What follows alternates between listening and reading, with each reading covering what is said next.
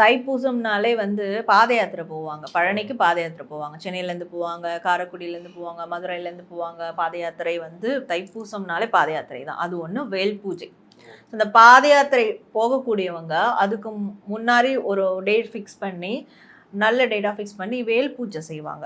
வேல் பூஜை செஞ்சுட்டு தான் அதுக்கப்புறம் அந்த வேலை எடுத்துகிட்டு பாத யாத்திரை போய் சில பேர்லாம் சில கம்யூனிட்டிலாம் அந்த வேலை எடுத்துகிட்டு போய் அங்கே பழனியில் வச்சு அவருக்கு இது பண்ணுவாங்க. ஸோ இதெல்லாம் வந்து நிறையா சைடில் நடக்குது. ஸோ வேல் பூஜை ரொம்ப இம்பார்ட்டன்ட் தைப்பூசத்துக்கு. பாத யாத்திரை ரொம்ப இம்பார்ட்டன்ட். அதே மாதிரி காவடி ஆட்டம் இம்பார்ட்டன்ட். காவடி எடுப்பாங்க தைப்பூசத்துக்கு தான். ஸோ அதான் ஒரு ஊர்லேருந்து காவடி எடுத்துகிட்டு போய் சேர்ப்பாங்க, பழனிக்கு சேர்ப்பாங்க. இது எல்லாமே பக்தர்களுடைய அன்பினுடைய வெளிப்பாடு. முருகா, நான் உனக்காக நான் இதெல்லாம் இங்கேருந்து இவ்வளோ கஷ்டப்பட்டு உன்னை பார்க்க வந்திருக்கேன். ஸோ என்னுடைய வாழ்க்கை என்னை நீ ஏற்றுக்கோ, என்னை உன் பிள்ளையா என் கோரிக்கையை ஏற்றுக்கோ அப்படின்ற ஒரு வெளிப்பாடு தான் அதெல்லாம். இதெல்லாம் வந்து ரெகுலராக நடக்கிறது. இன்னொன்று அந்த பூச நட்சத்திரத்தை வந்து பார்க்கணும் அங்கே.